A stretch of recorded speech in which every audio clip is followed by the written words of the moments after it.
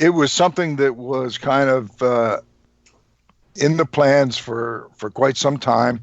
It was also something that even within the locker room and everything, and the guys that were there at the time, a very well kept secret, and that's a major accomplishment in and of itself. And Barry worked the match prior to, and even up to the moment where the switch happened in the match with Luger, Barry didn't anyway telegraph it. Nobody from my side with Arn telegraphed it.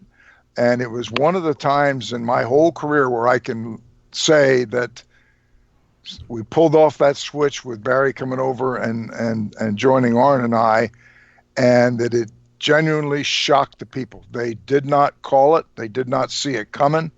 And it was one of those things that just because of the way it was done and because the ability of both, Arn and Barry, we pulled it off and just had incredible impact. So cool at this point because Windham, you're right, totally shocking. You didn't see him. You totally saw him as the baby face. So when he turns and he joins the group and he joins Arn, Rick, and Tully and yourself, it just kind of shook the world for a moment. It really made Luger even a bigger face and obviously turned him into a huge, huge heel. Initially, when you see Barry turning heel, are you thinking it was going to go that well? Are you thinking it's going to shock the people? Like, what were your thoughts as like you leading up to it? Full confidence? I had absolutely full confidence. Full confidence in Barry. And I mean, he was, if I was going to clone a candidate to be NWA World Heavyweight Champion, Barry Windham would have all the qualities all the boxes that I would check off. He had the youth. He had the size. He had the looks, the athletic ability. He had everything. And it's unusual in our profession. You have some guys that, he's a good-looking guy, and geez, I wish he was a couple inches taller, or he's okay in the ring, but he's not super polished. Barry had it all. And what was so great about that was that Barry's ability in the ring was so good, and the way, I don't remember the exact specifics of how we did it, but what I remember at the time was that it shocked the wrestling world because nobody saw it coming. They did not predict it.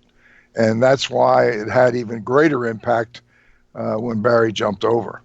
And I was thrilled to be able to, have him in our side of the dressing room and to be around him every night. And like I say, and I've been around the best of the best in our profession. And, I'm so high on Ric Flair for everything that he was for all those years.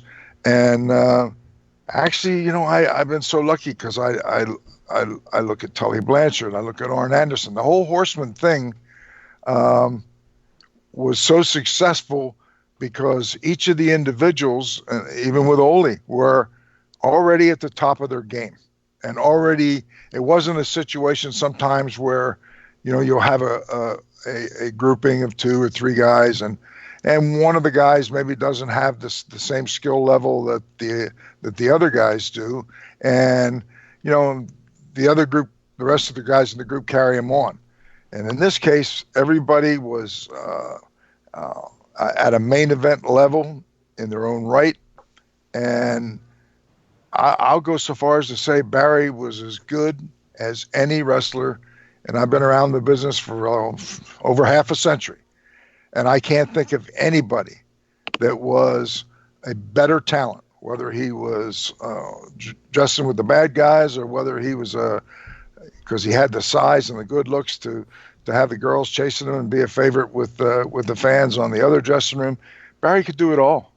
And just, I'm so blessed that I was there, the right place, the right time to have worked all these years with Barry, and which makes it even more exciting to be in St. Louis tonight for Herb Simmons' show, and to have Arn there and Barry there. We're doing a clinic seminar during the day, and we're meeting and greeting some fans in the afternoon, and then bell time is like 7:00, and just it's a thrill for me to be around Arn and Barry.